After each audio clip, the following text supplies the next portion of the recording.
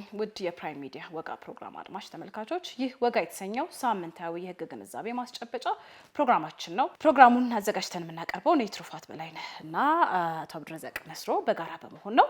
ዛሬ እንግዲህ እንግዳ ይዘንላችሁ ቀርበናል። የተወደዳችሁ የፕሮግራማችን ተከታታዮችና አድማጮች ወይዘሮ ሰብለ አሰፋ ይባላሉ። ወይዘሮ ሰብለ ወደ ፕራይም ስቱዲዮ ስለመጡ እጅግ በጣም ደስ ብሎኛል።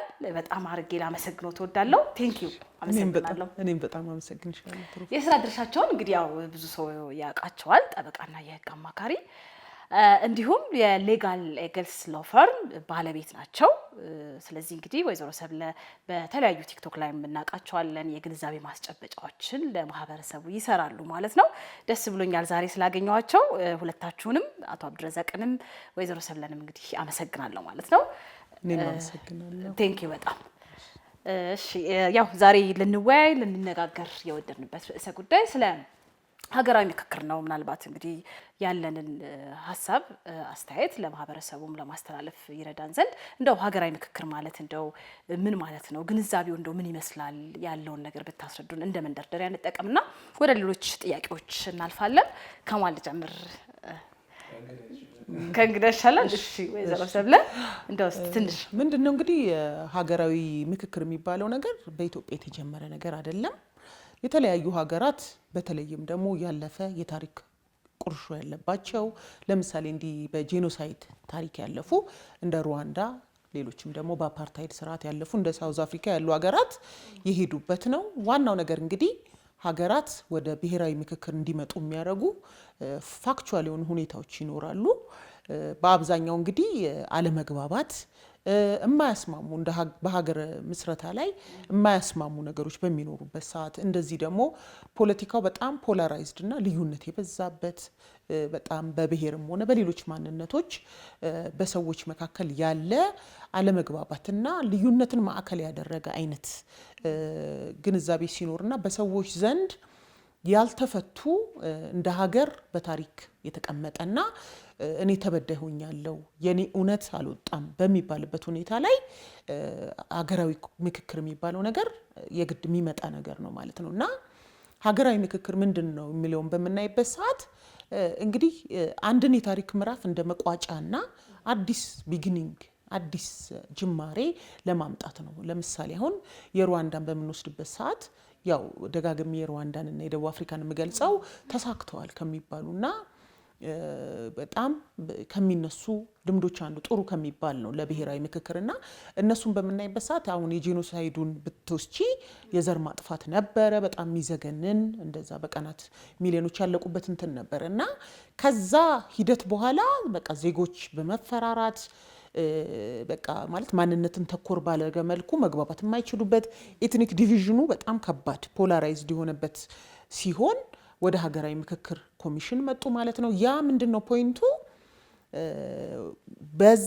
ለዛ ቅራኔ ለዛ ጄኖሳይዳል የሆነ እንትን መነሻ የሆነውን አለመግባባት ቁርሾ ማጣራት፣ ከዛም በተጨማሪ እንደ ትሩዝ ኮሚሽን የምትወስጁ ትችያለሽ የማያግባቡ ነገሮችን እና ማያግባቡ ነገሮች ላይ ደግሞ ወደ መስማማት በደንብ ማለት አሁን ለምሳሌ ባንዲራ ላይ፣ ሌሎች ነገሮች ላይ፣ ቋንቋ ላይ እንደ ቡድን እንደ ሀገር አንድ ማንነት አንድ የምንግባባበት ነገር እንዲኖር ወደ ኮንሴሽንም የሚያመጣም ነገር ነው። ከዛም ባለፈ ግን እውነታው አሁን እዚህ ሀገር 2-3 ሳይድ ኦፍ ዘ ስቶሪ አለ። ስለ አንድ ዘመን ታሪክ ብታዩ አንዱ እኔ ተበደልኩበት ነው ይላል፣ አንደኛው ደግሞ እኔ ያልበደልኩበት ነው ይላል። በጣም ማንስማማባቸው ያው ታሪኮች ይታወቃሉ። እነዛም በተመለከተ በቂ ጥናትም ተሰርቶ ትክክለኛው እውነታው የቱ ነው፣ የተበደለም ካለ ደግሞ በዚሁ ሂደት ተክሶ አዲስ ጅማሬ እንዲኖረን ለማድረግ ወሳኝ የሆነ ሂደት ነው እና በኢትዮጵያም እንደምታውቂው አሁን የመጣንባቸው ሂደቶች አሉ። በጣም ማንነትን ያተኮረ ፖለቲካ ነበር ላለፉ 30 ዓመት በላይ ስንከተል የነበረው። ያ ነገር አሁን እዚህ ጋር ያደረሰን ሁኔታ አለና እንደ ሀገር ብሔራዊ ምክክሩ የግድ አስፈላጊ በሆነበት ፖይንት ላይ ነን ብዬ ነው የማምነው እኔምና ይሄ ነው ፋይዳው። አሁን ካለንበት ያለ መግባባት ወጥተን የማንስማማባቸውን ነገሮች ደግሞ ለይተን በመግባባት ምልሽ አሁን ኢትዮጵያዊ ማንነት ራሱ ሪዲፋይን መደረግ አለበት የሚል አለ። አይ ይሄ ምናየው ነው የሚል አለ። አይ የኔ ባህል አልተካተተም የሚል አለ። ያን ሁሉ ጥያቄ አድሬስ አድርገን ይቅርታ መባል ያለበትም ይቅርታ ተብሎ ተክሶ አዲስ የሆነ ጅማሬ ማለት አሁን እነዚህ የብሔር ዲቪዥኖች ቅሬታው አለመግባባቱ በብሔራዊ ማንነት ላይ አለመግባባቱ በሌሎች የኢኮኖሚና ማህበራዊ ጉዳዮቻችን ላይ እንዳናተኩር አድርጎናል ብዬ አስባለሁ።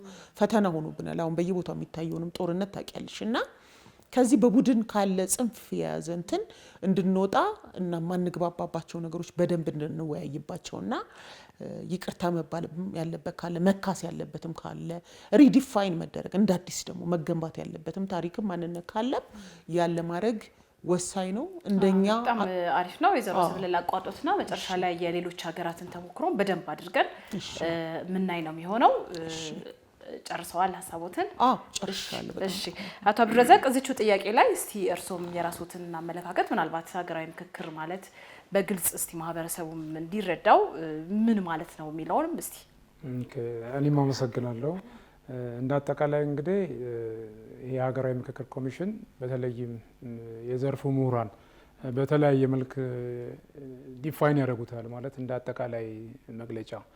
በዋነኝነት ግን ምንድነው የሚነሳው ይሄ የሀገራዊ ምክክር ወይም ብሔራዊ ምክክር የሚባለው የሚወለደው በዋነኝነት ቅድም እንደተባለው ረጅም የሆነ የእርስ በርስ ጦርነት ወይም ደግሞ ዱሪንግ ፖለቲካል ትራንዚሽን ወይም ደግሞ የሽግግር ጊዜ የምንለው አንዳንዴ ደግሞ ምርጫን ተከትሎ ለምሳሌ በኬንያው ጉዳይ ምርጫን ተከትሎ በሚመጣ አለመግባባትና ግጭት እንደ ቱኒዚያው ደግሞ ብንወስድ ደግሞ ያኔ በነበረው በተለይም የአረብ አፕራይዚንግ ወይም ደግሞ በጣም ፕሮቴስት በነበረበት ጊዜ በከፍተኛ ሁኔታ ከዛ ጋር ተያይዞ አጠቃላይ ከፍተኛ የህዝብ አለመስማማት በመኖሩ ከነዚህ የሚነሳ ነው። ስለዚህ በአንድ በኩል የፖለቲካ ሽግግር ወይም ደግሞ የእርስ በርስ ጦርነት ወይም ደግሞ ምርጫን ተከትሎ የሚመጡ አለመግባባቶች ወይም ቅራኔዎች፣ ግጭቶች እነዛን በተመለከተ እንዴት እንደሚፈታ ለምሳሌ በኖርማል ኤዲአር ላይ ልክኛውን ህግ ላይ እንደምንለው አሁን ከፍርድ ቤት ውጭ ያሉ ግጭቶችን የሚፈታበት መንገድ ነው። ይሄ እንትኑ ከፍ ይላል። ምክንያቱም በሀገር ደረጃ ያሉትን አለመግባባቶች የሚፈታበት ነው። በእኛም አዋጃችን ላይ የኢትዮጵያ ሀገራዊ ምክክር ኮሚሽን አዋጅ ቁጥር 1265 ንዑስ ቁጥር አንቀጽ 2 ንዑስ ቁጥር 3 ላይ ይህንን ዲፋይን ያደርጋል። ማለት በፌዴራልና በክልል ደረጃ እንግዲህ አሉ አይደለም ተቋማት በዋነኝነት ውይይት እንደሆነ ማለት በሚለዩ አጀንዳዎች አሉ። ለምሳሌ የሀገራዊ ምክክር ኮሚሽኑ አጀንዳዎችን ይለያል። በዛ በተለዩ አጀንዳዎች ላይ የሚደረግ ወይም የሚመቻች ውይይት ንግግር እንደሆነ አዋጁም ያስቀምጣል። ምክንያቱም ይሄ አዋጅ ቁጥር 1265 2014 የዛሬ ስንት ኖርማሊ 3 ዓመት ከወጣ በኋላ ይሄ ነገር እየዳበረ በእኛም ሀገር በደንብ በብዙ መልኩ በጣም እውቅናም አግኝተዋል። የህብረተሰቡን መነጋገሪያ ሆኗል። በሌላ ሀገር ግን እንደተባለው እንደ ሀገር አጠቃላይ ለምሳሌ በደንብ መነገር ባለፉት 30 ዓመታት ውስጥ ይሄ ሀገራዊ ምክክር በተለያየ ሀገር ውስጥ ተከስቷል። ሲከሰት ግን ቅድም በቃ በዋነኝነት አይዘር በትራንዚሽን ጊዜ የሆነ ለውጥ ይመጣል። ያ ለውጡን ተከትሎ ያሉ ግጭቶች፣ አለመግባባቶች አሉ። እነዛን ተከትሎ ደግሞ እንዴት መፈታት አለበት የሚል ነው። ምናልባት አሁን በእኛም ሀገር ብንመጣ እንግዲህ አዋጁ ላይ 2014 ላይ ከለውጡ በኋላ አንድ አዲስ ነገር የተደረገው ይሄ ነው። በፊት በነበረው ፕራክቲስ እናውቃለን። ይሄ አጀንዳ በተለያየ ጊዜ ሲነሳ የማጥላላት ነገር ነው የነበረው። አስታውሳለሁ እኔ በአንድ ወቅትም ይሄ ነገር ሲነሳ ብሔራዊ መግባባት ያስፈልጋል፣ ብሔራዊ እርቅ ያስፈልጋል ሲባል በጣም አንዳንዴ የሚቀለድበት፣ አንዳንዴ ደግሞ በቃ ሰዎች በፍርሃት ለምሳሌ ልክ እንደ የወደብ አጀንዳ አሁን የወደብ አጀንዳ ምናምን ተብሎ ያኔ ማንሳት ልክ እንደዚህኛውም ነገር ነው የነበረው። ዋጋ የሚያስከፍል ምናልባት እንትኑም ታስታውሽ ያለሽ ፊልም ጥላሁን ጉግሳ ምናምን ሰርቶ ወዲያውኑ እንዲቋረጥ የተደረገው ማለት ፍርሃቱም አለ። እንደገና ደግሞ ቢነገርም ይቀለድበታል። አስታውሳለሁ በቃ ይሄ ነገርማ ድጋሚ እኮ ብዙ ጊዜ ሰምተነዋል፣ ይህን ካሴት ደጋግመን ሰምተነዋል። ስለዚህ አዲስ ዘፈን አምጡ፣ ይሄ ዘፈን እኮ በጣም ብዙ ጊዜ ተነገረ እየተባለ በእንደዚህ አጀንዳ ላይ ይቀለድ ነው የነበረው። ምክንያቱም ብሔራዊ መግባባት ተብሎ ብዙ የኢትዮጵያ ፖለቲካ ፓርቲዎች አሁን ያለውን ችግር ቢኮዝ ለዘመናት ሲንከባለል የመጣ ችግር አለ። ምክንያቱም እንደ አጠቃላይም ስታዩ ኋላ እናነሳዋለን፣ ይሄ ከላይ ወደታች የሚጫል በውይይት የሚቀመጥ ሳይሆን ከላይ ከስር በውይይት በንግግር በመደራደር ህግ ማውጣት ወይም ደግሞ የሆነ ሀገራዊ አጀንዳ ማስቀመጥ ሳይሆን ከላይ ብቻ የሚቀመጥ ለዘመናት ተንከባለው የመጡ በጣም ትልልቅ ጉዳዮች ላይ ያ በመኖሩ በእኛም ሀገር 2014 ላይ ይሄ የኢትዮጵያ ሀገራዊ ምክክር ኮሚሽን በአዋጅ በተወካዮች ምክር ቤት እንዲመሰረት ሆኗል ማለት ነው። ስለዚህ በዋነኝነት ኦልሞስት ውይይት ሆኖ አንድ በጦርነት ወይም ደግሞ በግጭት አዙሪት ውስጥ የነበሩ ሀገሮች ያንን ችግር በብሔራዊ መግባባት በመነጋገር በመደራደር ያሉባቸውን ሀገራዊ ችግሮች የሚፈቱበት መንገድ ነው ማለት ነው። እንዳጠቃላይ በዛ ነው የማየው። በጣም ጥሩ። ሁለታችሁም እንግዲህ ጥሩ በሆነ መልኩ ገልጻችሁልኛል። እንደው መጨመር ማስፈላጊ አይደለም። ዞሮ ዞሮ የሀገራዊ ምክክሩ እንደ ሂደት ነው፣ የውይይት ሂደቶች ናቸው። መጨረሻ ላይ እንግዲህ የሚያስገኙት ውጤቶች፣ ጎሎች ይኖራሉ፣ አላማ ይኖራል ማለት ነው። ምናልባት እንደው ለምን አስፈለገ፣ አስፈላጊነቱስ እንደው እስከምን ድረስ ነው የሚለውን እስቲ ብታነሱልኝ ደስ ይለኛል። ወይዘሮ ሰብለ ምንድነው ትሩፋት? ያው እንደምታውቂው እዚህ ሀገር አሁን ብዙ ጊዜ የኤሊት ነው ይባላል ፖለቲካው። የተወሰኑ ፖለቲካል ኤሊት በራሳቸው የብሔር ብሔረሰቦች ወኪል ራሳቸውን አድርገው ያሉ አሉ። በተለይ ዘላስት 30 ዓመትና ከዛ በላይ ዋና ዋና አጀንዳ የሚባሉት ነገሮች ራሱ የብዙሃኑ አጀንዳ ነው ወይ? አሁን ይሄ የኢትኒክ ራሱ እንደዚህ ክፍፍሉና በብሔር ማንነት ላይ በዚህ መጠን ተቸንክረን እርስ በርስ ራሳችን የምንነቋቆርበት ነገር የብዙሃኑ ማህበረሰብ ነው ወይ የሚለው በጣም ትልቅ ጥያቄ ነው በዚህ ሀገር። ስለዚህ ይሄ በኤሊት የሚመራውን ፖለቲካ ቅኝት ለመቀየር አንደኛ ልታረጊ የምትችው ሀገራዊ ምክክር ነው። ያ ምን ያደርጋል?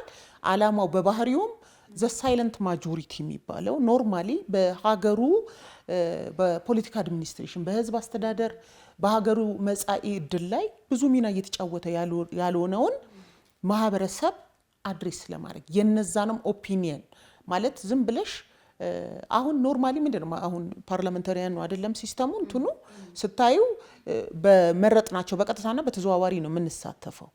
አሁን ግን እንደዛ በዳይሬክት እና ኢንዳይሬክት ከሚባለው ባለፈ ሰዎች በቀጥታ ድምጻቸውን እንዲሰሙ ሳይለንት ማጆሪቲው ለሀገር አሁን መለያየቱ ይሄ ያለው ቁራኔው የተለያየ በተለያየ ዘመን እንዳለው የስራ ባልደረባይም ሲንከባለል የመጣ ጉዳይ ላይ ሰፊው ማህበረሰብ ምንድን ነው የሚያስበው? ሪሊ አሁን ከዚህም በኋላ አሁን ስለ ነገ ነው። አሁን የበፊቱን የምናነሳው በብሔራዊ ምክክር ኮሚሽኑ የሚሰሩት ነገሮች የሚመጣውን ቀጣዩን ዘመን ቀጣዩን ትውልድ እስካሁን ከነበረ ሸክሞች በጸዳ መልኩ እዚህ ጋር ማለቅና መጨረስ ያለብንን ስራዎች ጨርሰን ወደፊት መጓዝ እንድንችል ነው። እና ያንን በማድረግ ሂደት ደግሞ ወደፊትስ ምንድን ነው ማለት አሁን ለምሳሌ ማንነት አሁን ብዙ አይነት ነው አይደለም? አንቺ አሁን ብዙ አይነት ማንነት አለሽ። የትኛው ማንነትስ ነው ራሱ ሊተኮርበት የሚገባው? አሁን ብሔር ተኮር የሆነው የብዙሃኑ ጥያቄ ነው ወይ? የብሔር ማንነት ላይ ያተኮረ መሆኑ ፖለቲካል ስትራክቸሩ ብዙሃኑን ጠቅሟል ወይስ ጎድቷል የሚለውን ሁሉ በተመለከተ ከኤሊት ፖለቲካው አውጥቶ ብዙሃኑን ለማሳተፍ ይረዳል። ሌላ ዋናው አሁን በዚህ ረገድ እየተጠቀምንበት ነው ወይ የሚለው ቢያሳስበኝም አንዱ ብሔራዊ ምክክር ሂደቱን ሊያደርገው የሚችለው በፖለቲካ ስርዓቱ በፖለቲካል ሲስተሙ በህጎቹም በፖለቲካ ኢንስቲትዩሽኖቹም ባህሪ ምክንያት በሀገራቸው በቂ የፖለቲካ አመራርነት ላይ የማይሳተፉ የህብረተሰብ ክፍሎች ለምሳሌ ሴቶች እነኛን የማህበረሰብ ክፍሎች አሁን እዚህ ጋር ምንድነው ከምክክር በኋላ የሚወሰዱ የህግ የተለያዩ ለውጦች ይኖራሉ። ፖለቲካል ስርዓት ለውጥ ምናምን ይኖራል ብለን ነው የምንጠብቀው። ያ ነገር እስካሁን የነበሩትን አይዞሌት ተደርጓል። ድምጽ እየኖራቸው አይደለም። ተመልካች ብቻ ናቸው። ሴቶችን ብታይ አሁን ቢመረጡም ደግሞ አሁን ብሔርን የሚወክሉ ፓርቲዎችን ወክለው ስለሆነ እንደ ሴት የሴትን ድምጽ ለማሰማት የሚገባም የለም ፎርዛት ማተር እና ሴቶችን ሌሎች ማይኖሪቲስ የሚባሉ እንደ አካል ጉዳተኞችንም ብሔርም ሆነው ደግሞ አነስተኛ የሆኑ ብቻ አመለካከታቸውና አስተሳሰባቸው ያልተካተተ የህብረተሰብ ክፍል እዚህ ትልቅ ሂደት ላይ አመለካከታቸው ተካቶ ሳይለንት ማጆሪቲ ይሄ ዝም ብሎ ሁኔታውን የሚከታተለውን ድምጽ እንዲኖረው የኤክስክሉድ የተደረጉትን ዋናው ምንድነው ደግሞ አካታችነት ነው። አሁን የሀገራዊ ምክክሩ ዋናው እንትን ኮሩ አካታችነቱ አስፈላጊነቱ ምንድነው? ችግሮቹን ምንድነው ችግራችን የሚለውን በመለየት ይለት የሁሉንም ድምጽ ተሰሚያለሽ። ማንንም ሊቭ ኖ ዋን ቢሃይንድ ነው አካሄዱ። አሁን ማንንም ሳይሰማ እንትን ማለት የለበትም። በቀጣይ እስከዚህ ለመውጣት ምን አይነት አካሄድ መሄድ አለብን የሚለውን በተመለከተ ሁሉንም የማህበረሰብ ክፍል አካተሽ ኢንክሉሲቭ በሆነ መልኩ የሁሉንም አመለካከትና አስተሳሰብ ይዘሽ እንድትሄጂ ያደርጋልና በጣም ዞሮ ዞሮ አሁንም እሱም እንደጠቀሰው የግድ የሚያስፈልገን ሰዓት ላይ ነን። በዚህም ሆነ በዚህ አስፈላጊ ማለት አሁን ባለንበት ሁኔታ ብንቀጥል ነው ከዚህ በባሰ ሁኔታ እንዳንገኝ እዚህ ጋር ያየነውን ነገር እዚህ ጋር ጥለነው ልዩነቶቹ አለመግባባቶቹ የማያስማሙንን ነገሮች በጋራ ተስማምተን አዲስ የተሻለ ማንነት እና መጻኢ ዕድል እንድንፈጥር በጣም ኢምፖርታንት ነው። አላማው በጣም ወሳኝ ነው። በጣም እንደ ሀገር ሪሊ በደንብ ልንሄድበት የሚገባና ብዙ ውጤት ሊያመጣ አንድም ሊያደርገን ሊያግባባን እንዴት ነው መሄድ ያለብን የሚለውን በኋላ ላይ እናነሳለን። አካሄዳችንስ ምን መምሰል አለበት እውነትም እንዲሳካልን የሀገራዊ ምክክሩ ከዳር እንዲደርስ ከዳር ያልደረሱ ሀገሮችም ስላሉ ጀምረው የተቋረጠባቸው ወይም ያልተሳካላቸው ሀገሮች ስላሉ እነሱንም እናነሳለን። አቶ አብዱረዛቅ ምናልባት እስቲ እንደው ፋይዳውን ሀገራዊ ፋይዳም ሊሆን ይችላል ያለውን ፋይዳ ቢያነሱልኝ ደስ ይለኛል። እንግዲህ በዋነኝነት አሁን በእኛም በኢትዮጵያ ሀገራዊ ምክክር ኮሚሽን ላይ መግቢያው ላይ በደንብ ያስቀምጣል። ብዙ ጊዜ አዋጅ ሲወጣ አሁን በእኛ ሀገርም ለምንድን ነው አዋጁ መውጣት ያስፈለገበትን ምክንያት ያስቀምጣል። የመጀመሪያው ነጥብ የሀሳብ ልዩነትና አለመግባባት መኖር፣ ይሄ ደግሞ እንደ ኖርማል አይደለም። አዋጁ የሚጠቀመው ቋንቋ አለ ማለት እጅግ መሰረታዊ በሆኑ ጉዳዮች የሚላል እንደ ሀገር ያሉ በጣም መሰረታዊ የሚባሉ ፋንዳሜንታል በሆኑ ጉዳዮች ላይ ያሉ ልዩነቶች በማማከል አንደኛ በፖለቲካ መሪዎች ኤሊት፣ አሁን ቅድም እንደተባለው ልሂቃን ወይም ደግሞ በህብረተሰብ ክፍሎች በእነዚህ መካከል ያለ እጅግ መሰረታዊ በሆኑ ሀገራዊ ጉዳዮች ለምሳሌ በእኛ ሀገር እንደ ምሳሌ ብንወስደው የኢትዮጵያ ታሪክ ሲባል አሁን ታስታውሻለሽ በኢህአዴግም ጊዜ ከፍተኛ ክርክር ነበር። ያኔ እነ በረከት ስምኦን ጽሁፍ ሲያቀርቡ ምንድነው የነበረው ክርክር 100 ዓመት ነው ወይ 3000 ዓመት? አሁን እንግዲህ እንደ ሀገር ይሄ በጣም ትልቅ ኢሹ ነው። ይሄ ሀገር ስንት ዓመቱ ነው? አንድ ሰው አሁን እድሜው በጣም ኢት ማተርስ የዛ ሰውዬ ትልቅ ነው የአንድ ሀገር እድሜ። እዚህ ላይ ሁሉ ክርክር አለ። ሌላ ሀገር ባልተለመደ መልኩ ሌሎች ሀገር ባልተለመደ መልኩ በቃ የአንድን ሀገረ መንግስት ታሪክ ራሱ ስንት ዓመት ነው የሚለው ክርክር አለ።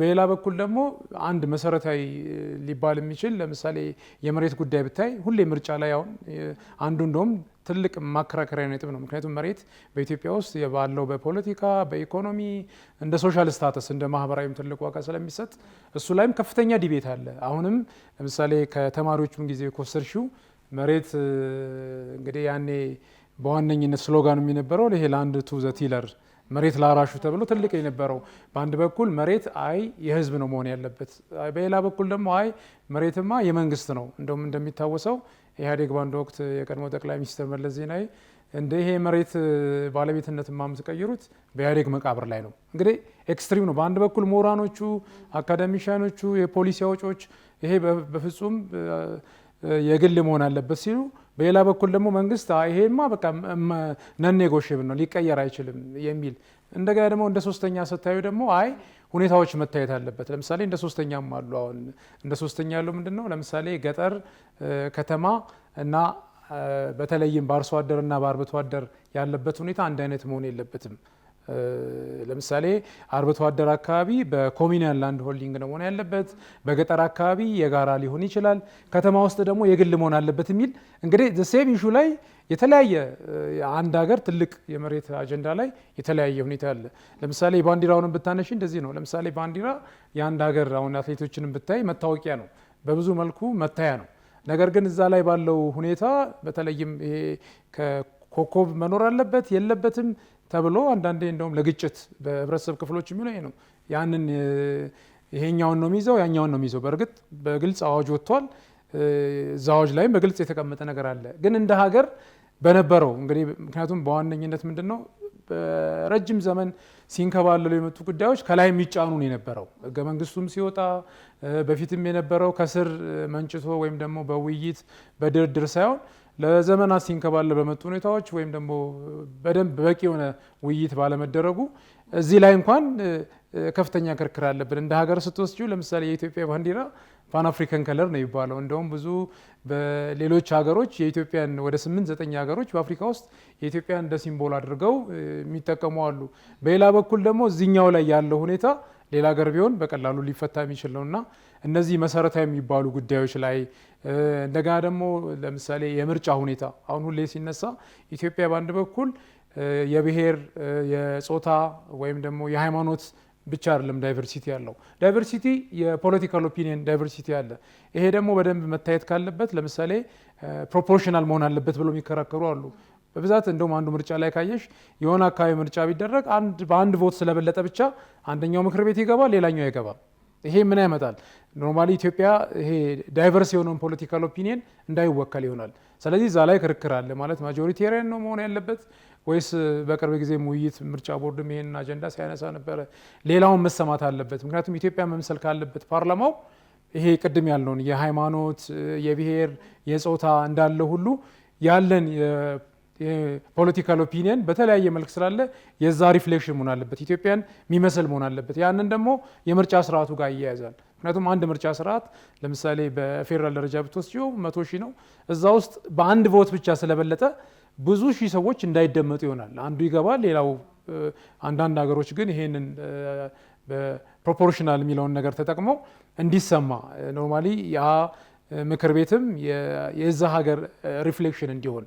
ስለዚህ በአጠቃላይ ሁኔታው ምንድነው በዋነኝነት ያስፈለገበት ይሄ ያሉ አለመግባባቶች፣ ልዩነቶች እንዲፈቱና ብሔራዊ መግባባት እንዲፈጠር። ምክንያቱም የመጨረሻው ዓላማው ብሔራዊ መግባባት ወደ ብሔራዊ ሰላም ያመጣል፣ ቅቡልነት ያለው ሌጂቲሜት የሆነ መንግስት ይኖራል ወደሚለው የመጨረሻው ኦብጀክቲቭ ይሄዳል ማለት ነው። ስለዚህ ይሄ ብሔራዊ መግባባት የሚኖረው በመነጋገር፣ በመደራደር፣ በሰጥቶ መቀበል፣ በጋራ በማውራት ነው። ያሉ ልዩነቶችም በዛ መንገድ መፈታት አለበት። ይሄ ደግሞ መጨረሻ ላይ ተባብሮ የመስራትን ባህል ያመጣል። ምክንያቱም በኢትዮጵያ ውስጥ አንድ አጠቃላይም ካየሽው በቅርብ ጊዜ ነው እንጂ የነበረው በፊት የነበረውን ያስታውሳለሁ። እኔ ብዙ ጓደኞች የተቃዋሚ ጋዜጣ ይዘሃል ተብሎ የሚገመገም እንደ አንድ ግምገማ ላይ ለምሳሌ የተቃዋሚ ጋዜጣ እያነበበ ነበር። ኢቭን አብሮ እንኳን ሻይ መጠጣት ወይም አብሮ መቀመጥ እንደ ትልቅ የሚያስቀጽፍ በአንድ በኩል እኮ የሆነ እንደ አንድ ፖዚቲቭ የሚቆጠር ነው ማለት የተለያዩ የፖለቲካ ኃይሎች በጋራ ተቀምጠው መምከር፣ ካቢኔ ውስጥ መታየት ባይዘው በኢትዮጵያ ውስጥ እንደ አዲስ ባህል የሚቆጠር ነው በምንም መልኩ። ምክንያቱም በፊት የነበረውን በደንብ ይታወቃል። እዛ ውስጥ የነበሩ ሰዎች ተገምግመው አሳስታውሳለሁ እኔ የነተመስገን እንደዚህ ጋዜጣ አነበበ ምናምን ተብሎ ተገምግሞ ብዙ ነገር የደረሰበት ማለት ነው። ግን በአንድ በኩል ስታዩ ደግሞ አንዳንድ በካቢኔ ደረጃ በጋራ ተቀምጠሽ የተለያየ የፖለቲካ አባል ቢሆንም ሁሉም ያለው ኢትዮጵያን በጋራ በኢትዮጵያ ላይ በጋራ አጀንዳ ላይ የመስራት ምክንያቱም መጨረሻ ዓላማው ምንድን ነው? በጋራ የመስራትን ባህል የሚማምጣት ነው። ብሔራዊ መግባባት ካለ የመነጋገር ሁኔታ ካለ በጋራ የመስራት ነገር ይኖራል። ይሄ ደግሞ እንደ ሀገር ሌጂቲሜሲን ወይም ደግሞ ቅቡልነትን ይጨምራል የሚለው ዋና ታሳቢ ያደረገ ነው ማለት ነው። እሺ፣ አመሰግናለሁ አቶ አብዱረዛቅ። ያው ጥሩ ሀሳብ ነው ያነሳችሁልኝ ወይዘሮ ሰብለም አቶ አብዱረዛቅም። ምናልባት ለመጨመር ያህል ሀገራዊ ምክክር እንደየሀገራቱ ተጨባጭ ሁኔታ እንግዲህ የተለያዩ ዓላማዎችን የሚቀመጡበት ሁኔታ ነው ያለው። ከዛም ውስጥ አንደኛውና ዋነኛውም ልንለው የምንችለው ግጭቶችን በዘላቂነት ለመፍታት ነው። ከዚህም በዘለለ በመንግስትና በሕዝብ መካከል ደግሞ መተማመን እንዲመጣም የሚያደርግ ነው ዓላማው ማለት ነው። ስለዚህ ከዲሞክራሲም ጋር የሚያነሱት አሉ። ዲሞክራሲ ስርዓት እንዲኖር ለማድረግም የሀገራዊ ምክክሩ በጣም ወሳኝ ነው የሚሉ አሉ። ልዩነቶች ቅድም እንዳነሳችሁት ነው ወይዘሮ ሰብለ አንስተዋለች። ልዩነቶች በሀገር ደረጃ ያሉ ልዩነቶችን የፖለቲካ ልዩነት ሊሆን ይችላል፣ የተለያዩ የታሪክ ልዩነት ይችላል፣ የናሬሽን ወይም ደግሞ ይሄ የትርክት ልዩነቶች አሉ በሀገራችንና እነዚህን ነገሮች ወደ አንድ ለማምጣት አጠቃላይ ፋይዳው በጣም ትልቅ የሆነ ከሌሎች ሀገራት ተሞክሮ ጋር በተለይ ደግሞ ስናየው በጣም አስፈላጊና ጠቃሚ መሆኑ እንግዲህ ታምኖበት ነው ማለት ነው ሀገራዊ ምክክሩ የተጀመረው። ምናልባትም 2000 ስንት ነው የተጀመረው? ከዛሬ 3 ዓመት ምናምን በፊት ነው የተጀመረው። ስለዚህ አሁን እንግዲህ በጥሩ ሁኔታ እየሄደ ያለበት ሁኔታ ነው ያለው። እንደው አሁን ላይ እንደው ምን ደረጃ ነው ያለው በኢትዮጵያ ደረጃ እያየን ነው፣ ሲወያዩ እያየን ነው፣ ሀሳብ ሲሰጣጡ እያየን ነው። ደረጃቸውን እንግዲህ ምን ላይ እንደደረሰ ከስር ጀምሮ እስከ ላይ ድረስ እየተከታተል ነው ያለንበት ሁኔታ ነው ያለውና ብዙ ተስፋዎችም አሉ። ማህበረሰባችን እንደ ተስፋ ነው ያየው። ምናልባት እንግዲህ ይሄ ግጭት ይሄ ውዥንብር ይጠፋና አንድ ቀን ሰላም እንሆናለን የሚል ተስፋ በማህበረሰባችን ዘንድ ይታያል እና እንደው አሁን እስቲ ደረጃውን ብታነሱልኝ ደስ ይለኛል። ወይዘሮ ሰብለ እስቲ ምን ደረጃ ላይ ነን ያለነው እንደ ኢትዮጵያ?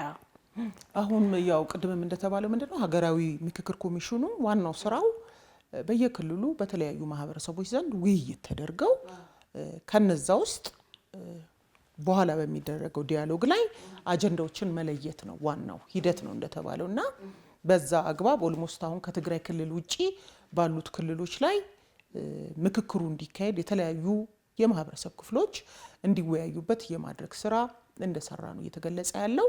የዛኑም ያህል ደግሞ ያው በዚህ በኩል ይሄ እንዲህ እየተከናወነ ነው እያልን በምናይበት የዛኑም ያህል ደግሞ ያው ሀገራዊ ምክክር ኮሚሽኑ አንዱ እንዳልሽው ግጭቶችን መፍታት እንዲሁም ደግሞ ምንድነው አንዱ ዋነኛው እንትኑ አላማው የሀገራዊ ምክክር ኮሚሽኑ ለውይይት የተመቻቸ ሁኔታንም ማረጋገጥ ነው ኦልሞስትና መፍጠርም አለበትና ምልሽ ነው አሁን የመጫወት መብት አለ ስቲ you have to create a playing ground አይደለም ልክ እንደዛው እየተወያየን ነው ለማለት በየክልሎቹ የተለያየውን የማህበረሰብ ክፍል በሚፈለገው መልኩ ኦፒኒየኑን ኢንክሉሲቭ በሆነ መልኩ ግብአት ለመጠቀም ለማግኘት አሳታፊ የሆነ ነገር ለማግኘት ሁሉም ክልሎች ላይ ሰላም ሊኖር ይገባል።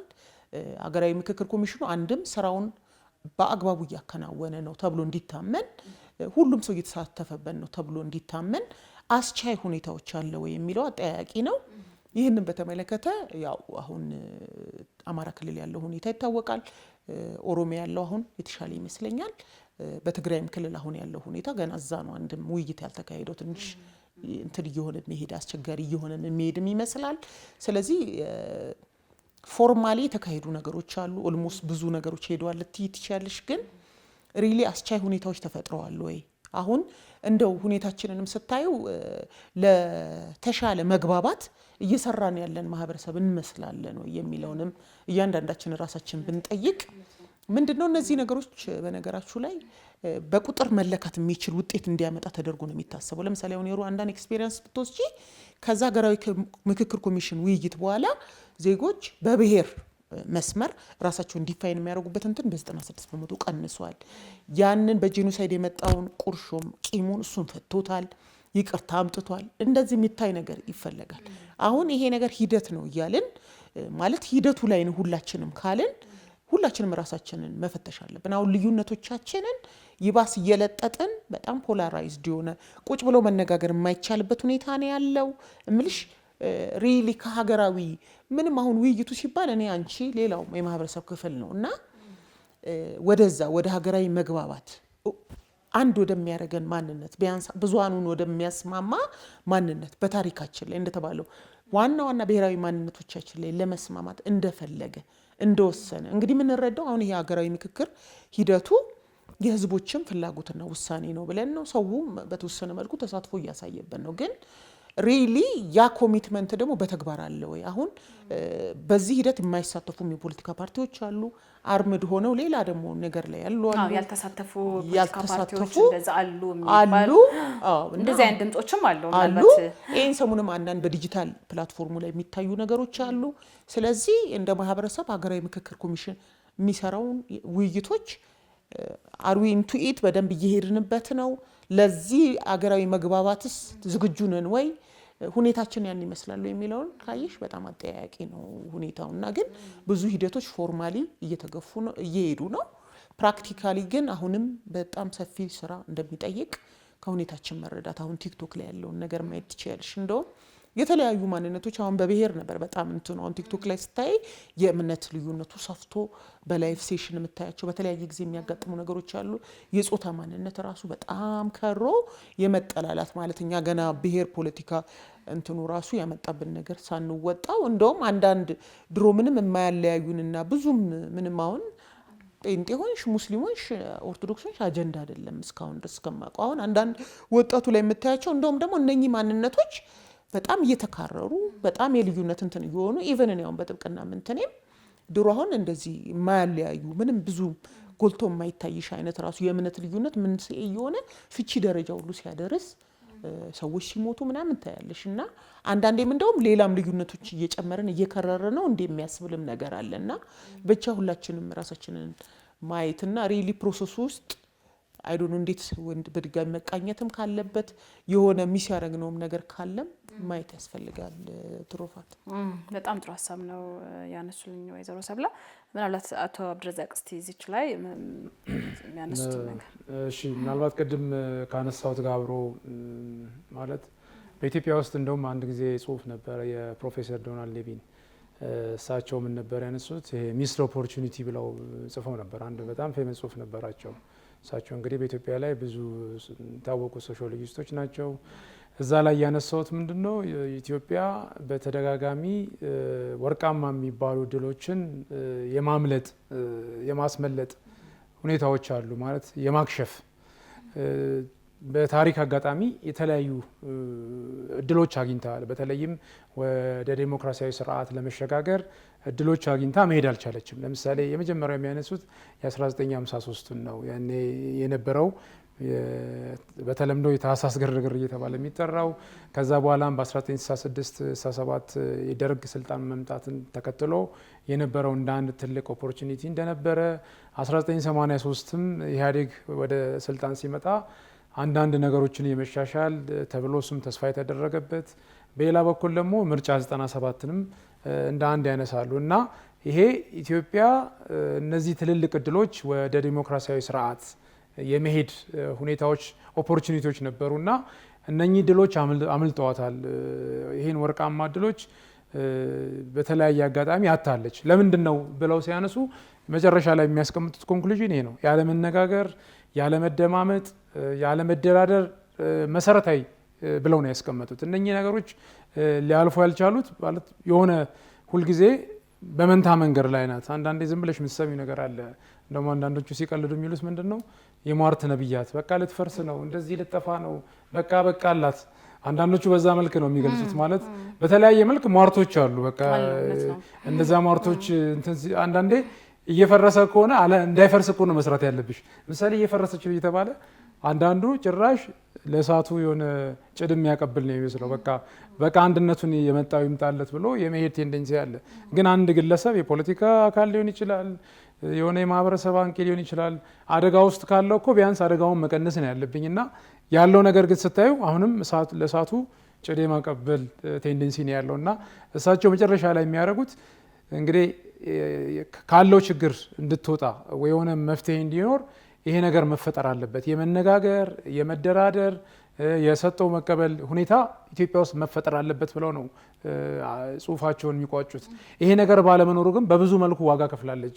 ብዙዎች እንዲሞቱ ሆነዋል። አሁን በቅርብ ጊዜ የመጣንበትን መንገድ ታያለች። ባለፈው ስናነሳው ነበር። ያ ደም አፋሳሽ ጦርነት በመቶ ሺህ የሚቆጠር ሰው ሞቶ በትሪሊየን የሚቆጠር ኢኮኖሚ ወድሞ እንደገና ከዛ ሳንማር አሁንም እንደገና በሌላ የግጭት እና የጦርነት አዙሪት ውስጥ ድጋሚ ምክንያቱም ለምንድን ነው ይሄ በዋነኝነት ተቀምጦ ተነጋግሮ እንደመወያየት ለዘመናት የመጣው ይሄ የዜሮ ድምር ፖለቲካ የሚባለው አንደኛው እኔ ላሸንፍ አንተ ተሸነፍ። ፖለቲካ ግን በባህሪው ኮምፕሮማይዝ የማድረግ ነው። የሆነ ሰጠው በመቀበል ኢቭን አጠቃላይ ራሱ የሰላም ሂደት ብታዩ ብዙ ነገሮች ሪዞልቭ የሚደረጉት በዚህ ነው። ግን ለዘመናት የመጣው ያለው ቴንደንሲ ስታዩ የማሸነፍና ተሸነፍ ነው። በጋራ ያንን ችግር ዊን ዊን በተለምዶ ይሄ ኤዲአር ላይ ልክ እንደምንለው አንዱ ከፍርድ ቤት የሚሻለው እሱ አይደለም። በተለምዶ አሁን እርቅ ሽምግልና በዋነኝነት ከፍርድ ቤትም በጣም የሚመረጠው ምንድን ነው ሁለቱ አካላት አሸናፊዎች እንዲሆኑ ምናልባት ኋላ እናነሳዋለን። አሁን የቱኒዚያ እንደዛ ነው ማለት ተቃዋሚና በመንግስቱ አካል በጣም መካረር ነው የነበረው። ሁለቱም ግን አሸናፊ የሚሆኑበት መንገድ በመቀረጹ መጨረሻ ላይ ቱኒዚያ እንደ ሀገር ተርፋለች ማለት ነው። ስለዚህ አጠቃላይ ሁኔታ ስታዩ እንግዲህ በእኛም ሀገር ቅድም እንዳልነው 2014 ሀገራዊ ምክክር ኮሚሽኑ ተቋቁሟል። ከዛ ከተቋቋመ በኋላ ኮሚሽነሮች በሕዝብ ተወካዮች ምክር ቤት አማካኝነት ተለይተዋል። በዛ በኋላም እንግዲህ ምናልባት ኮሚሽነሮች ሲሉ እያየው ነበረ የ11 ኮሚሽነሮች ፌዴራል መጀመሪያ ደረጃ ፍርድ ቤት ምክትል ፕሬዚዳንት የሆኑት አቶ ተስፋዬ ነዋይም እዛ ላይ ተሹሞ አይቻልም። ምናልባት ያው በህግ ሙያ ውስጥ ስላሉ እሳቸውን አይቻልም። ምናልባት ሌሎች የህግ ባለሙያዎች አሉ እዛ ውስጥ የሚያውቁት አለ እንትኑ ላይ ተለይቷል ማለት አሁን ለምሳሌ አንደኛው ተሳታፊ ፍርድ ቤት ነው። ለምሳሌ በእርግጥ እንትኑ የሚጀምረው ካለው ገንዘብ አጠቃላይ ሁኔታ ከወረዳ እንዲጀምር ነው የተደረገው። ለምሳሌ ሀገራዊ ምክክር ኮሚሽኑ አንዱ ክርክር የነበረው ይሄ ሰዎችን የመምረጥ አጠቃላይ ሁኔታ ከየት እንጀምር የሚለው ክርክር ነበር። ለምሳሌ በኢትዮጵያ ውስጥ ከጎጥ ጀምሮ አለ እንደምታውቂው ጎጥ አለ፣ ቀበሌ አለ። እሱን አንዱ ሲለይ ኖርማሊ ከወረዳ ነው የተጀመረው። ምክንያቱም እነሱ አንደኛ ከተሰጠው ጊዜ አንጻር ከፋይናንስም አንጻር አንድ ተደርጓል። ሌላው ደግሞ አካላቶቹ በተመለከተ አንደኛው ፍርድ ቤቶች ናቸው። ምክንያቱም ለምንድን ነው ፍርድ ቤት በዋነኝነት የፖለቲካ ፓርቲ አባል አይደለም። ለምሳሌ ዳኞች ኢንቮልቭ እንዲያደርጉ ናቸው ተብለው ስለሚገመቱ ከሲቪክ ሶሳይቲ ከፖለቲካ ለምሳሌ ይሄ ምክር ቤት ፖለቲካ ምክር ቤት አለ፣ ከሲቪክ ማህበረሰብ አለ፣ መምህራን ማህበር አለ፣ ከተለያዩ የህብረተሰብ ክፍል እድሮችን ጨምሮ ማለት ነው። እነኛ አካላት በዋነኝነት ልየታው ላይ ውስጥ ነበሩ። እነዚህ ተለይተው እንትኑ ግን የተጀመረው ከወረዳ ነው።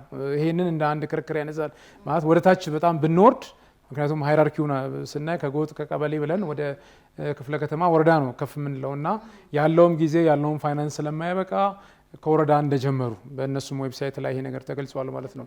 እና አጠቃላይ ወደ አሁን በክልል ደረጃ እንግዲህ ያሉ 11 ክልሎችና 2 መስተዳደር ድሬዳዋና አዲስ አበባን ጨምሮ በቅርብ እንደውም የፌዴራል ተቋማት በጋራ አጀንዳ የማሰባሰብ ተደርጓል። እና አጠቃላይ እንግዲህ እንደነሱ እቅድ መሰረት 2 ነው የቀረበው። አንድ በኩል ቅድም ሰብለም ስትል የነበረው በትግራይ ሁኔታና ዲያስፖራ አንድ ዊንግ ተለይተዋል።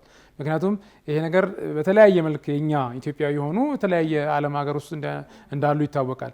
በተለምዶ ደግሞ ባይዘዌ ዲያስፖራ ውስጥም አጀንዳ አለ። ለምሳሌ ለረጅም ጊዜ ሲነሳ የነበረው ጥያቄ የዱዋል ሲቲዝንሺፕ ጥያቄ ባይዘዌ ዲያስፖራዎች ብዙ ጊዜ የሚያነሱት ነው።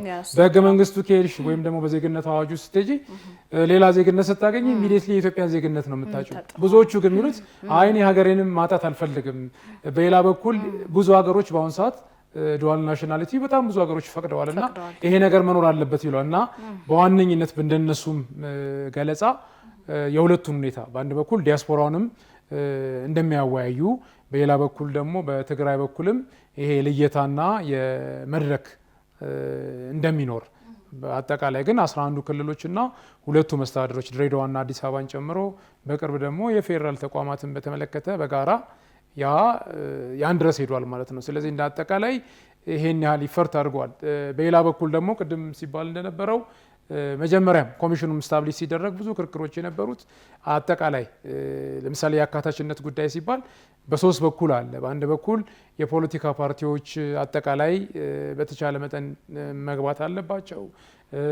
በሌላ በኩል ደግሞ የታጠቁ ኃይሎች አንዱም ክርክር የነበረው በተደጋጋሚ በተለይም ኮሚሽነሩ ሲያነሱት ነበር። እኛ የታጠቁ ኃይሎች እዚህ ውስጥ እንዲካተቱ እንፈልጋለን፣ ሀሳባቸው መደመጥ አለበት፣ በተለያየ መልኩ እንዲካተቱ እንፈልጋለን ብለው ሲገልጹ ነበር ኮሚሽነሩ።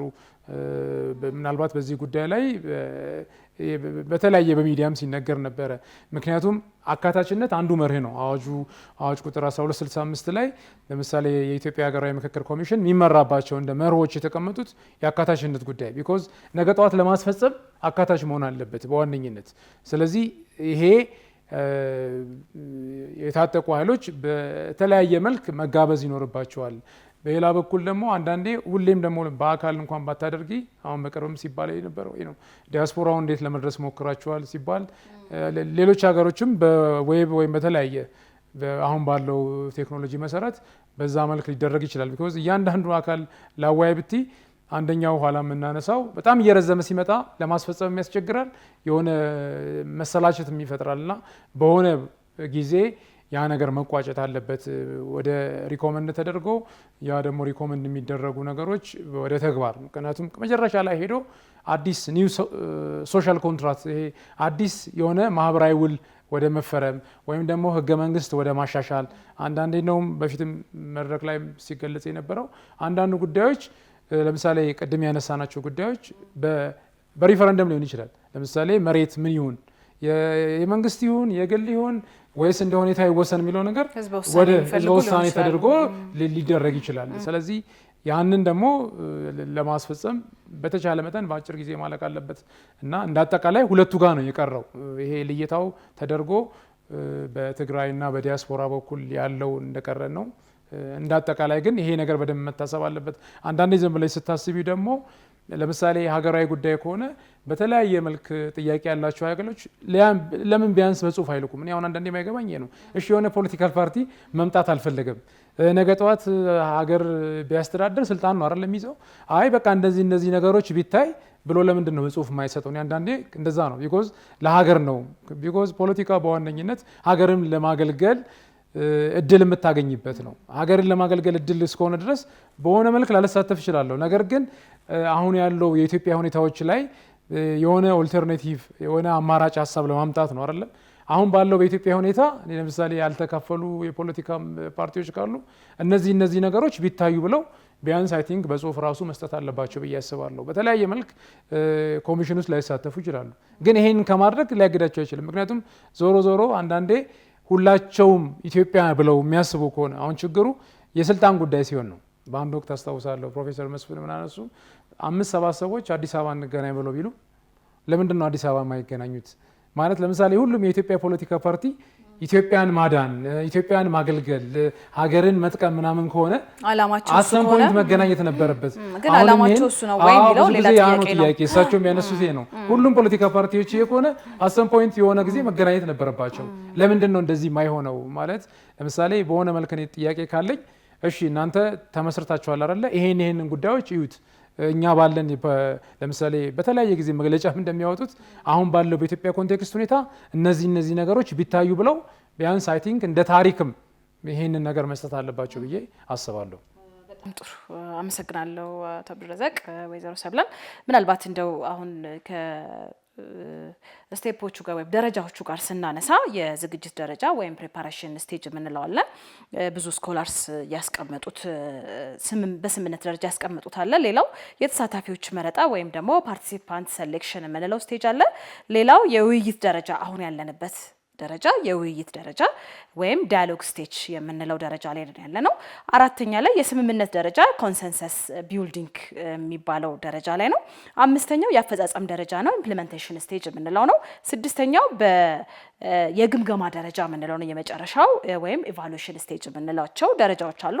ከነዛ ውስጥ እንግዲህ የዝግጅት ጊዜን አልፈን የተሳታፊዎችን መረጣ ጊዜ አልፈን ምናልባት አሁን ላይ የውይይት ደረጃ ላይ ደርሰናል ማለት ነው እንደ ሀገር። ከዚህ ጋር በተያያዘ ምናልባት እንግዲህ ቅድምም እንዳልነው የተለያዩ ሀገራት ኤክስፒሪየንስ አላቸው። እኛ ሀገር ጀማሪ አይደለንም፣ ኢትዮጵያ ጀማሪ አይደለችም። ለዚህ ለሀገራዊ ምክክር ወይም ብሔራዊ ምክክር የሌሎች ሀገራትን ተሞክሮ ብታነሱልኝ ደስ ይለኛል። በተለይ ከአፍሪካ ጋር እንዲሁ ከኢትዮጵያ ቅርብ የሆኑ ሀገሮችን ኤክስፒሪየንስ ለእኛም ሌሰን ይሆነናል፣ መማሪያ ይሆነናል የምትሉትን ተሞክሮ ብትነግሩኝ ደስ ይለኛል። ወይዘሮ ሰብለ። አመሰግናለሁ ትሩፋት። ያው እንዳልሽው አዲስኛ የጀመርነው ነገር አይደለም። የተሳካላቸውም አሉ ያልተሳካላቸውም ሀገራት አሉ። ለምሳሌ የሱዳኑን ኬዝ ብትወስጂ የነሱ አልተሳካም፣ ገና ከጅምሩ ተጨናቅፏል የሚባል አይነት ነው። ያም ደግሞ የራሱ የሚነሱ ነገሮች አሉ። እንግዲህ እንደምታውቂው ሂደቱ ግልጽነት እና ገለልተኝነት አካታችነት ሊኖረው ይገባል። ይሄ በዛ መልኩ አወቃቀሩ ራሱ ኮሚሽኑ አካታች የሆነ ተአማኒነት ያለው ካልሆነ እና በተለይ ደግሞ ገለልተኛ መሆን ካልቻለ በመንግስት ተጽዕኖ ስር ከሆነ ያለ መቀጠል ሂደቱ ከፍተኛ መሆኑን ከሱዳን መረዳት ይቻላል። እንደ ሩዋንዳ ደግሞ ያሉ ሀገራትን በምታይበት ሰዓት አሁን ከዛ ከዘር ማጥፋቱ በኋላ በዛ ባካሄዱት ሀገራዊ ኮሚሽን አማካኝነት በተካሄደ ሪኮንሲሊዬሽን ሂደት ውይይት አማካኝነት በጣም ሀገራቸውን አሁን በምናየው መልኩ ኔቨር አጌን ብለው ያ ነገር በማይፈጸምበት ሁኔታ እሱ ብቻ ሳይሆን በቅድም እንደጠቀስኩት ያ ምክክር ምን አመጣ የሚለውን ነገር በበርካታ ጥናቶች በቁጥር ቁጭ የተደረገ ነገር አለ። ለምሳሌ አሁን ሁቱና ቱሲ ነኝ ብሎ የራሱን የሚገልጽልሽ ሰው ላታገኝ ትችያለሽ። ሩዋንዳ ውስጥ ሄደሽ አንዱ የተገኘ የሚባለው ሰክሰስ ይሄ ነው። ሌላው በቃ ያንን ታሪክ እውነቱንም የማውጣት ይሄን ትሩዙን ትክክለኛው የቱ ጋር ነበር ችግሩ የሚለውንም ሂደት በደንብ ስለሄዱበት እዛም ላይ ተነጋግሮ የነበረውን ችግር ተማምኖ መካስ ያለበትንም የመካስ ሂደት ስለነበረ ያ ነገር እንዳዲስ ለማስተማሪያነት በተለያየ ሰው ከሚነሳ ውጪ አንተ እኮ ያን አድርገኸኛል ተብሎ እንዳዲስ ሁሌ የቁርሾና የቂም በቀል መነሻ እንዳይሆን አድርገው ነው። ከዛም ባሻገር ደግሞ ዋናው የሩዋንዳው ደስ የሚለው ሌሰን ሴቶቹ በጣም የሚገርም ሚና ነበራቸው። እንደ ሲኤስኦም እንደ ሲቪክ ሶሳይቲን በመደራጀት ከዛም በተጨማሪ ከታች ጀምሮ እነዚህ የቤት እመቤት እንኳን የምትያቸው ሴቶች ከኢትኒክ ማለት የብሔር ልዩነቱን ያለፈ ውይይቶች እንዲካሄዱ ከሎካሊቲስ ከታች ጀምሮ ለውይይት አመቺ የሆኑ ሁኔታዎችን በመፍጠር አለመግባባቱ በሚከር ሰዓት ጣልቃ በመግባት ከዛም በተጨማሪ አስቀድሞ የነበረው ሴቶችን ያው እንደሌላው ሀገር ብዙ አካታች ያልነበረ የፖለቲካ ስርዓት ደግሞ ከዛም በኋላ የሴቶችንም ኢንተረስት መብት እንዲሁም ደግሞ ሴቶችም እንደ አንድ ማህበረሰብ ክፍል በደንብ ተጽዕኖ ሊያደርጉበት የሚችሉት በማድረግ እንትን ነው። እንደምታውቂው በተለይ ደግሞ አሁን የሩዋንዳው በጣም አስከፊ የሚያደርገው በጣም ብዙ ሴቶች ተደፍረዋል፣ ጋንግ ሬፕ በብዛት ተፈጽሟል። እነሱን ሴቶች በተመለከተ ደግሞ በቃ ማለት ችግሩን ሊያልፉ በሚችሉበት መልኩ ምን መስልሽ አንደኛ አሁን እዚህ ሀገር በታሪክ አጋጣሚ በመጡ ቁርሾች አሁን በየጊዜው የሚገደሉ ሰዎች አሉ፣ ጋንግ ሬፕ የሚደረጉ አሉ። እነሱን ኮስቱን ኤክስተርናላይዝ ነው የምናደርገው እንደ ሀገር። አንድ ሴት በጦርነት ምክንያት ከተደፈረች ለምሳሌ ያንን ነገር እንደ ማህበረሰብ ችግር አድርገን ወስደን እንደው በትንሹ እንደው ሜዲካል ኤክስፔንሱን እንኳን ሸፍነሽ በአግባቡ ትሪት የምትደረግበት ቴራፒ የምታገኝበት ሳትፈልግ ከደፈራት አሁን በሰሜኑም ጦርነት ይታወቃል። በተለያዩ በኦሮሚያም በአማራም በትግራይ የሚነሱ ነገሮች አሉ። እነኛን ቪክቲም የሆኑ ሰዎችንም በአግባቡ ክሶ በስነ ልቦናም ድጋፍ ተደርጎ ማለት መደፈር ማለት ተቀልሽ ቀላል ነገር አይደለም። እንደው በጣም ከባድ ነው። ከተደፈርሽ በኋላ ላይፍ ቀላል አይደለም። በቃ ብዙ ምናልባት ነገር ተመሳሳይ ነገሮች ላቋርጦትና ወይዘሮ ሰብለ ተመሳሳይ ክስተቶች በዚህ በሰሜኑ ጦርነት ላይ ኢትዮጵያ ውስጥም ተፈጽሞ ነበረ። በተለይ ከሴቶችና ህጻናት ጋር ተያይዞ የተለያዩ መደፈሮች፣ የተለያዩ ጥቃቶች ደርሰው ማህበረሰባችን አይደለም እነሱ እዚህ ቁጭ ብለን እኛ በሚዲያ በቴሌቪዥን በመናም በመናየው ሰዎች ራሱ ምን ያህል ተጽዕኖ እንደነበረ እናውቃለን። በጣም ከባድ ሁኔታ ነበረ እና እሱ ምንድነው አሁን ይሄም ራሱ እነዚህን ሰዎች አሁን ምን መሰልሽ ዞሮ አሁን ስትኖሪ እንደ ሀገር እኩል እድል ነው አይደል የምንፈልገው። ተወያየን ምንም ማለንም አካታች ሆኖ ማንም በማንነቱ ምክንያት የማይገለልበት ያለችንን ሪሶርስ ሁላችንም እኩል ሼር አድርገን ነገ ሰስተኔብል የሆነ ለሁላችንም የሚያበለጽግ ባለን ሪሶርስ አቅም መቀጠል ከሆነ አሁን እነዚህን ሰዎች በተመለከተ ለምሳሌ የተደፈሩ ሰዎች ላይ ልዩ የሆነ ኢንቨስትመንት ማውጣት ካለብሽ ታወጫለሽ። እንደዛም ከተደረገ በኋላ አፈርማቲቭ አክሽን ልዩ ድጋፎች ተደርገዋል። እዛ ለምሳሌ የተደፈረችዋን ሴት እንደዛ በቴራፒ ሰርቫይቭ ካደረገችን በኋላ ደግሞ የስራ እድሎች ላይ በተመሳሳይ ሁኔታ ካለች ሴት ቀድመሽ ለሷ እድል መስጠት ያለፈ እንትናቸውን እንዲረሱ ማለት ነው። እናም የይቅርታም ሂደቶች ነበሩ። ዋናው ነገር ደግሞ ምንድነው ሀገራዊ እሴቱን የመጠቀም ነገሩ በጣም ከፍተኛ ነበር በሩዋንዳ። አሁን እዚህም የሚጠበቀው እንግዲህ ምንድነው አውድ ተኮር መሆን አለበት። አንዱ መርሁ እሱ ነው። በነገርሽ ላይ ሀገራዊ ምክክር ኮሚሽኑ አሁን ቅድም ወንድሜ ምራዛቅ ሲያነሳው ለምሳሌ ዲያስፖራው ላይ ያንን ሁሉ በመለው ያለው አምጥተሽ እንትን ትያለሽ ማለት አይደለም። ግን አካታችነቱን ተግባራዊ ለማድረግ ኦንላይን ልታደርጉ ትችያለሽ። የሁሉንም ኦፒኒየን የምትሰበስቢበት ምንድነው አውድ ተኮር ለኮንቴክስት ሴንሲቲቭ መሆን ይጠይቃል። እና ከዛም አንፃር ሁኔታዎቹን ማለት ሪያሊስቲክ መሆን አለብን። አሁን ለምሳሌ አማራ ክልል ውይይት ተካሂዷል ብለናል። ማለት ይሄንንም ደግሞ ማየት ሊያስፈልግ ይችላል። ግን የተካሄደው ውይይት አውድ ላይ ያተኮረ ነው ወይ አካታች ነው ወይ በትክክል ደግሞ ሰዎቹ ምክረ ሀሳባቸውን ሊገልጹ በሚችሉበት ሁኔታ ማለት አመቻችነት ነው አይደለም አንዱ ሚና። ያንን በሆነ መልኩ ነው ወይ የተደረገው የሚለውን ስታይ ከነዚህ ከሩዋንዳ ጋር ስታነጻጽሪ እሱ ነገር ላክ የሚያደርገው ይመስላል። በዚህም ረገድ የሚነሱ ነገሮች አሉ። በኦሮሚያም እንደዚህ ማለት ዝም ብሎ ተወያየን ማለቱ ሳይሆን አውዱን ነው በዛ አውዱ ምናልባት ቱ ዘ ኤክስቴንት ባይዞ አሁን አዋጁን ስታዩ ገለልተኛ ሆኖ አውድ ማመቻቸት ነው ዋነኛው ሚናው ማለት ነው ከውይይቱ በፊት። ከዛ አንፃር ጦርነቶቹ በጊዜ ማስቆም ነበረበት። በጦርነት አውድ ውስጥ መወያየት የሚቻል ነው። በዛ ሁኔታ ውስጥ ተወያይተዋል ማለት ይቻላል የሚሉት እንትኖች ሊነሱ ይችላሉ። አሁን በሩዋንዳ ስታዩ ኦፍ ኮርስ ያ ነገር ያበቃበትም ሁኔታ ነበር። ወደ ሳውዝ አፍሪካውም ደግሞ በምትመጪበት ሰዓት አፓርታይዱን በተመለከተ ነው። ከዛ በኋላ እንደምታውቂው ምንም ሀገሩን የጥቁሮችም የሚነሱ ትችቶች ቢኖሩም የጥቁሮችም የነጮችም ሀገር አድርጎ መቀጠል ተችሏል። ያኛው ደግሞ ትንሽ ለየት የሚለው እንደ ትሩዝ ኮሚሽንም ነው እውነታውን አሁን እንደኛ ቅድም ምራዛቅ እንዳነሳው አንደኛኛ ጋር አሁን ታሪካችን ራሱ የአንድ ዓመት ነው የ100 ዓመት ነው የ3000 ዓመት ነው። ገብቶሻል?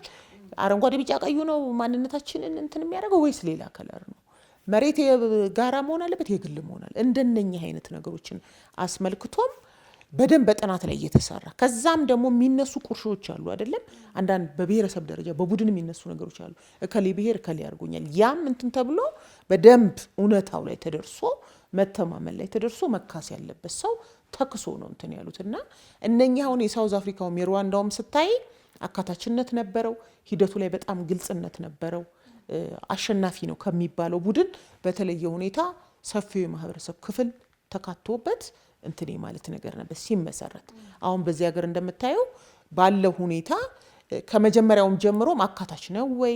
የተመረጡበት ሁኔታ ከመንግስት ተጽዕኖ ነፃ ነው ወይ? አውዱስ ይፈቅዳል ወይ? ያልተካተቱ ሰዎች ፖለቲካ ፓርቲዎች የሉም ወይ? በውይይት ላይ ያለን እንመስላለን ነው የሚለው እንትን እንዳለ ሆኖ እነዛ ሀገራት እነኚህ ሁኔታዎች አሁን እንደዚህ ሪሊ ጦርነት ላይ ሆነሽ በዚህ አይነት በተለያዩ ፖለቲካ ቡድኖች መካከል ያለው እንደዚህ የከረረ ሆኖ በአርምድ የሆነ ሁሉ ኮንፍሊክት ባለበት ሁኔታ ውስጥ ውጤት አሁን ቅድም ያልሽው ቀጥሎ ከውይይቱ በኋላ ኮንሰንሰስ ቢልዲንግ ነው እሱን ሊያመጣ የሚችል ነው ወይ የሚለው ሂደቱም ይወስነዋል በነገርሽ ላይ እና እነኛ ሀገራት የሄዱበትን እንትን ስታይ ሂደቱን በአግባቡ አካታች፣ ግልጽ፣ ገለልተኛ አመቻችነት ያለው ኮንቴክስቱን አውዱን ያገናዘበ ማድረግ ግጭት ላይ ውይይት የማድረግ እንትንሽ ዝቅተኛ ነው። ሰዎች በጦርነት መሀል ይህ ነው ይሄ ግልጽ ነው እና እንደዛ ሪሊ ለውይይትና ለሀገራዊ ምክክር የሚመስል የሚሆን ምቹ ሁኔታም ነበረ በእነኛ ሀገራት። አሁን እሱ ሁኔታ በትክክል ኢትዮጵያ ውስጥ አለ ወይ? አካታችነት የሚለውንስ እንዴት ነው የምንረዳው? ገብቶሻል? አካታች መሆን አለበት ካልሽ ታጠቀ አልታጠቀ እንዴት ነው ማየት ያለብሽ? ማለት አሁን እኛ የምንፈልገው የታጠቁትም እኮ ትጥቃቸውን ትተው በቃ ሀገራዊ በቃ የጋራ መግባባት ማምጣት አይደለም እንደ ጎም ዓላማው። ከዛ አንፃር እነዚህ ሰዎች አለመካተታቸውስ ትክክል ነው ወይ የሚለው ጥያቄ እነሱን በውይይቱ እንዲካተቱ ማድረግ የሚቻልበት መንገድ አልነበረም ወይ? እንደተነሳው ኮንቴክስት ሴንሲቲቭ መሆን አለበት ውይይቱ። አንቺ ለምሳሌ አራስ ኮሽ በቃ ቤትሽ ሆነሽ ሀሳብሽ እንድትገልጭ እንደማድረግ ማለት ነው እና ከዚህ አንፃር የሌሎቹን ሀገራት እንትን ስትይ እንዲሁ ስታነጻጽሪው ምናልባት ሂደቱ ፈተና ያለበት ይመስላል፣ ግን እናየዋለን ማለት ነው እንግዲህ መጨረሻ። እሺ አመሰግናለሁ ወይዘሮ ሰብለ። አቶ አብዱረዛቅ የሌሎች ሀገራትን ተሞክሮ የተወሰነ ቢያነሱልኝ ደስ ይለኛል። ኦኬ እንግዲህ ምናልባት ቅድም የተባለው በሁለት በኩል ነው ያለው ማለት አንዳንድ ሀገሮች ሞክረው ፌል ያደረገበት አለ፣ ኢቭን የተሳካ አለ። ኦልሞስት እንዳሁን እንደ በዘርፉ ያሉ ምሁራን የሚሉት ኦልሞስት ወደ 30 ዓመት ሆኗል ይሄ ናሽናል ዳያሎግ እንደ አጠቃላይ በላቲን አሜሪካም በአፍሪካም እንደገና ደግሞ አሁን በአረብ ሀገራት ባለው ሁኔታ ቅድም እንዳነሳ ነው አይዘር በነበረው ለምሳሌ አለመተማመን በዋነኝነት ደግሞ ሲቪል ዋር አንዳንዴ እርስ በርስ በሆነው ሁኔታ ወይም ደግሞ በፖለቲካል ትራንዚሽን ቅድም ወይም ፖስት ኢሌክሽን ጉዳይ ነው ይሄ ነገር የሚመጣው እና ብዙ ጊዜ እንግዲህ የሚነሱት አሉ ቅድም የተባለው የሩዋንዳ አንዳንድ ይሄ በተለይም ጋቻቻ ኮርት በዋነኝነት እንደ ጥሩ የተባለው ይሄ በተለምዶ ይሄ ትራዲሽናል ብለን የምንላቸው አሁን እኛም ልክ ኤዲአር ብለን የምንለው ብዙ ጊዜ አሁን በእኛ ሀገር ይነሳል። አሁን ከስተመሪ ኮርት እና ሬጉላር ኮርት በአንድ ወቅት አስታውሳለሁ ዶክተር ማነው በፊት መንበረ ፀሐይ ኦልሞስት 5% አይሆንም ኢትዮጵያ ውስጥ ፍርድ ቤት የሚመጡ ጉዳዮች እንግዲህ እንዳጠቃላይ ስታይ ፍርድ ቤት እያየ ያለው እኮ ኦልሞስት ሌስ ዛን 5% ጥናቱን ኦልሞስት 95%ቱ ሽምግልና በምንድን ነው የሚያልቀው እና እንትኑን አንስተው ነበር። ደስ ያለ ነገር ምንድን ነው እነኚህ ለምሳሌ አማራጭ የሚባሉት እውነት አማራጭ ናቸው። ምክንያቱም 5% ነው እየመጣ ያለው። አሜሪካ አውሮፓ አማራጭ ሊሆን ይችላል፣ እኛ ጋር እኮ አማራጭ አይደለም ዝም ብለን ስሙን ወሰድ ነው እንጂ ኦልተርኔቲቭ አይደለም ብለው አንስተው ነበርና ምክንያቱም ኦልሞስት ብዙዎቹ ጉዳዮች በሽምግልና በተለያየ መልክ ይሄ ሀገር በቀል አሁን አንዱ ከሩዋንዳ የምንወስደው ነገር ይሄ ነው። የእኛንን ለምሳሌ ዴፊኒሽን መውሰድ አለብን። በእኛ ሀገር እንዴት ነው ቅድም የተባለው ኮንቴክስቱ ታይቶ ማለት ነው። እነሱም አንዱ ያደረጉት ነገር ይሄ ጋቻቻ ኮርት እንደ አንድ ጥሩ ኤክስፒሪየንስ ሆኗል። በተለምዶ ያለው ብቻ በሞደርኑ ብቻ ሳይሆን በምን መልክ ነው ያንን ነገር ማስኬድ ያለብን የሚለው እንደ አንድ ነው። የደቡብ አፍሪካውን በብዙ መልኩ ሲነሳ የነበረ ነው። እንደተባለው የተለያዩ ክፍተቶች አሉት። ነገር ግን ያኔ ሀገሩ ከነበረበት በእርግጥ ወደዛ እንዲመጣ የዓለም አቀፍ ፕሬዠር ነበረ። ኢትዮጵያን ጨምሮ በአፓርታይድ ስርዓት የነበረው ሁኔታ በጣም በብዙ መልኩ ዓለም አቀፍ ፕሬዠሩ ነው ወደ ድርድር ያመጣቸው። እንደዛም ሆኖ ግን ያ ሀገር ከነበረበት ውጥረት በሆነ መልኩ አሁን የተሻለ ሀገር እንዲሆን አድርጓል። አንድ ነገር መታወቅ ያለበት ይሄ ማጂክ ፎርሙላ አይደለም ማለት አሁን ብዙ ጊዜ ናሽናል ዲያሎግ ሲባል ሁሉንም ችግሮቻችንን የሚፈታ አይደለም። ቢያንስ ግን ካለንበት ግጭት ወይም ደግሞ የጦርነት አዙሪት በተወሰነ መልኩ ያወጣናል የሚለው ነው እንጂ እንደ አጠቃላይ ስታዩ አሁን የደቡብ አፍሪካ ሁሌ ይነሳል። ለምሳሌ ኢኮኖሚክ ሪኮንሲሌሽን አልተደረገም። አሁን አንዱ የሚነሳው እንደ ክፍተት የሚነገር ነው። ለምሳሌ አንቺ በተለምዶ ሁሌ የሚነሳው 1 ሚሊዮን ብር ምናምን ወስደሽብኝ በቃ ተይለት ተብሎ ያኛው እንዳለ ይቀጥላል፣ ይሄኛው ደግሞ ይዞ ስለዚህ ይሄ ምን ያህል እንትን ያመጣል ማለት መጨረሻ ላይ ሰላምና ፍትህ ከሆነ ይሄ ምን ያህል ያሰርጻል። ለዛም ነው አሁን ባለው ደቡብ አፍሪካ ሁኔታ ውስጥ ያንንም በጣም እንትን የሚያደርጉ አሉ ማለት ያ ኢኮኖሚክ ሪኮንሲሊዬሽን ባለመደረጉ አሁን ያለው ከፍተኛ ልዩነት ማለት ዝም ብለሽ ስትሄጂ አንድ በየአስፋልቱ በየምናምኑ ያለው በነጩና በጥቁሩ መካከል ያለው ልዩነት ያኔ በደንብ አድሬስ አልተደረገም ተብሎ ይነሳል። ለዛ ነው ስለዚህ ማጂክ ፎርሙላ አይደለም። ስለዚህ ያሉትን ግን የነበረው በወቅቱ የነበረውን ኃይለኛ ውጥረት ኢቨን ዓለም አቀፍ ጨዋታዎች ላይ የእግር ኳስ ላይ እንዳትካፈል ተደርጋ ነበር። ደቡብ አፍሪካ በብዙ መልኩ ብዙ ኢምባርጎዎች ነበረ እና አገሩም በጣም በብዙ መልኩ አደጋ ውስጥ ነው የነበረው። በሌላ በኩል ደግሞ ስትወስጂ የቱኒዚያ አሁን የቱኒዚያ ብዙ ጊዜ ሀገራዊ ምክክር ሲነሳ አብሮ የሚነሳ ነው።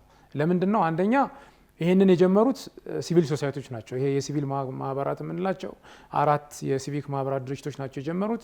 መጨረሻ ላይ እንደውም የኖቤል ሽልማት በ2015 የኖቤል ሽልማት እንዲያገኙ ሆኗል። ቢኮዝ ቱኒዚያ እንግዲህ አጠቃላይ የአረብ አፕራይዚንግ እናስታውሳለን። ያን ተከትሎ በከፍተኛ ችግር ውስጥ ነው የነበረችው። ኦልሞስት በቃ የነበረው ውጥረት በዋነኝነት በተቃዋሚውና በመንግስቱ መካከል የአንሬስ ከተነሳ በኋላ በሁለት ፓርቲዎች ነበሩ። በአንድ በኩል ሴኩላር የሚባሉ ሴኩላሪዝምን በደንብ አድቮኬት የሚያደርጉ፣ በሌላ በኩል ደግሞ ኢስላሚስት ፓርቲ ሆነው በዛ ሪሊጂየስ አይዲዮሎጂ የሚያደርጉ እና በሁለቱ መካከል ከፍተኛ ዴድሎክ ነበረ እና እነኛ 4 ሲቪክ ሶሳይቲዎች ገብተው ኢኒሼት የሚያደርጉት እነሱ ናቸው። ለምሳሌ አንደኛው ሀገራዊ ምክክር ላይ አንዱ የሚነሳው ማን ነው ኢኒሼት ያደረገው የሚለው በጣም ወሳኝ ነው። በማን ነው አጀንዳ የመጣው?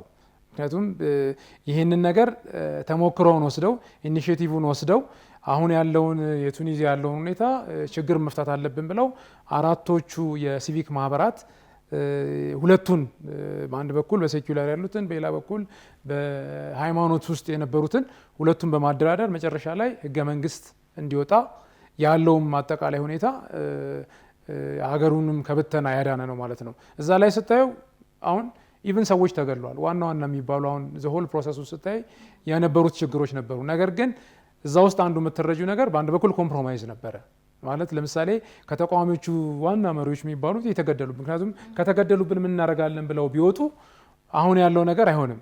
ስለዚህ ያለውን ሁኔታ ግን ችለው ኖርማሊ ኮምፕሮማይዝ አድርገው ሁለቱም በጋራ ቱ ሰም ኤክስቴንት ፓወር ሼር ያደረጉበት የኬንያውንም ብታነሹ ለምሳሌ 2008 ላይ ምርጫውን ተከትሎ የነበረው ሁኔታ አለ።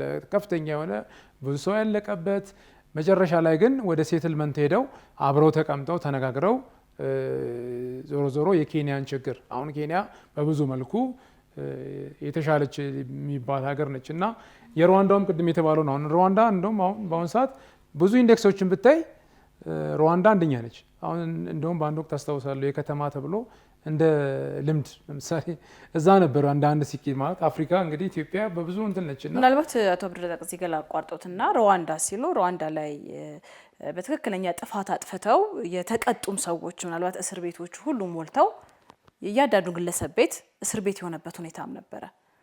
ማለት አንድ ያጠፋ በዛ በግጭቱ ጊዜ እንደ አጥፊ የተቆጠረ ሰው ካሳ መካስ ብቻ ሳይሆን ሌላውን በዳይ ለተበዳይ ካሳ የመክፈል ስርዓት ብቻ ሳይሆን የእስርም ድርጊቶች ነበሩ አይደለ? የሚታሰሩበት ትክክለኛ በደለኛ ከተባለ ገብቶ እስር ቤት ታስሮ ቅጣቱ ተቀብሎ ጨርሶ የሚወጣበት ጊዜ ነበረ። ይቅር መባባሉ እንደዛ ሆኖ የካሳው እንደዛ ሆኖ ማለት ነው። ምናልባት የሩዋንዳ ታሪክ ውስጥም እንደሱ ያለ ይመስለኛል አይደለ? አለ።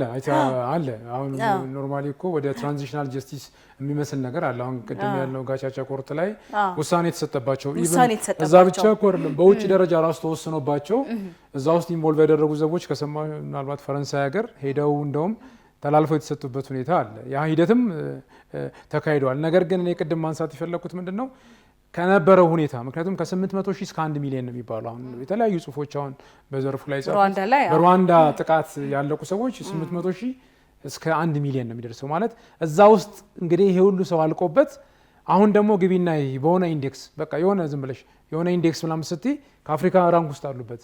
ለምሳሌ ዱይንግ ቢዝነስ ሪፖርት አሁን ትካያለሽ ሀገሮች ምናምን ይወጣሉና ሩዋንዳ ስንት ነው ስትይ ቢያንስ ቶፕ 5 ውስጥ አለበት። እንዴት እዚህ ደረሱ? ምክንያቱም ትናንትና ይሄን የመሰለ እንትን ውስጥ የነበሩ ናቸው ማለት እኛው እንደዚህ አይነት እንትን ውስጥ አልገባንምና ይሄን ያህል ህዝብ አልቆባቸው በብዙ ነገር ውስጥ ወጥተው ዛሬ ከዛ ውስጥ ደግሞ አልፈው በብዙ ነገር በአፍሪካ ውስጥ በዲሞክራሲ ኢንዴክስ ወይም ደግሞ በተለያዩ ለምሳሌ ሃውሲንግ ኢንዴክስ የተለያዩ እንትኖች አሉ አይደል መለኪያዎች በኢንተርኔት በተለያየ መልኩ ስታይ እዛ ውስጥ ታገኛለሽ እና ከነሱ የምታዩ ነገር ይሄን ነው ማለት ከነበረው ሁኔታ ወጥተው ተሻግረው በአፍሪካ ውስጥ በብዙ መልኩ እንደ ምሳሌ ሆነዋል።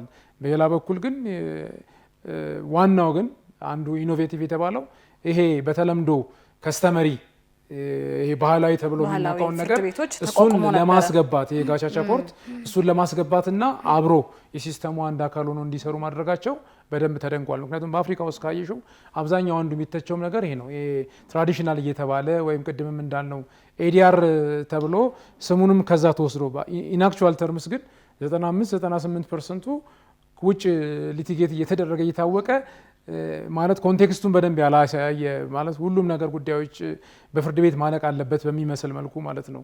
ስለዚህ ያ ኮንቴክስት መግባቱ አሁን በእኛ ሀገር ማስታወሳለሁ በአንድ ወቅት ምንድነው ልክ ከእንደዚህ አይነት የሚመሳሰል ጋር አብረን ማየት ያለብን የአፋርና የሶማሊያን እንትን ሰርቶ ሲታይ ማለት በተለምዶ በባህላዊ መንገድ የታየውና በፍርድ ቤት የታየው ኦልሞስት 5% አይሆንም እና መጨረሻ ላይ ሰውየው እንደም ጽሁፍ የሚለው ያን ነው። ታዲያ ምንድነው አፋርና ሶማሌ ፍርድ ቤት ምን እየሰራ ነው? ምክንያቱም ኦልሞስት አብዛኛው ጉዳይ ፍርድ ቤቱ ምን እየሰራ ነው? አዎ ማለት እንትኑስ አቀረበ በ5 ዓመት ውስጥ ፍርድ ቤቱ ያየውን አጠቃላይ ጉዳይና እነኚህ ለምሳሌ ክላን ሊደርስ የሚሉት እነሱ ያዩትን ጉዳይ ነው ያቀረበው ልጁ ጽሁፉን። ከዛ የሁለቱን ሲያገናኘው እነዛ ኦልሞስት ፍርድ ቤቶቹ 5-3% አይሆንም። ታዲያ ምን እየሰሩ ነው? ምክንያቱም በጀት ተበጅቶለት እነኚህን ማብቃትና ማሰልጠን ወደ እንትኑ ማምጣት ነው የሚሻለው ወይስ ዝም ብሎ የውጭውን ኮፒ አድርጎ ቀርቶ እዛ ማህበረሰብ ውስጥ ማስረጽ የሚለው? ስለዚህ አንዱ ከሩዋንዳ የምንወስደው ነገር ያን ነው። በሌላ በኩል ደግሞ ለምን አልተሳካም ቅድም ሲባል የነበረው በተለይም የውጭ ኃይሎች አሁን የውጭ ኃይሎች አንዱ ለምሳሌ ናሽናል ዳያሎግ እንዳይሳካ ለመሳካትም ላለመሳካትም ይሄ ኦነርሺፑ በጣም ወሳኝነት አለው። በዋነኝነት ሎካል ኦነርሺፕ በደንብ መኖር አለበት ማለት በተለያየ የሶማሌውም አሁን ለምሳሌ የየመንም አሁን የየመንም ብትወስጂ አሁን የመን ያልተሳካ ከሚባሉ አሁንም ድረስ ችግር ውስጥ ነው እንደ ሀገር ያለችውና እዛም ሀገር ናሽናል ዲያሎግ ሊደረግ ተሞክሯል። ሶማሊያም እንደዚህ ነው። ግን በዋነኝነት እዛ ውስጥ ስትገቢ የውጭ ኃይሎች በተወሰነ መልኩ ካልተገደበ የቀጠናዊና ዓለም አቀፍ ሁኔታ ለዛ የመሳካትና ያለመሳካት ሁኔታ እንዳንድ አስተዋጽኦ ያደርጋልና በዚህ ረገድ ያለው ሁኔታ ላለመሳካቱም አስተዋጽኦ አድርጓል። ቅድም የተባለው የገለልተኝነት ጉዳይ በጣም ወሳኝ ነው። የአካታችነት ጉዳይ አልተካተትንም የሚል አካል በተለመደው መንገድ ነው የሚቀጥለው። ይሄን ነገር ተገፍቻለሁ ወይም ደግሞ የሲስተሙ አካል አይደለሁም።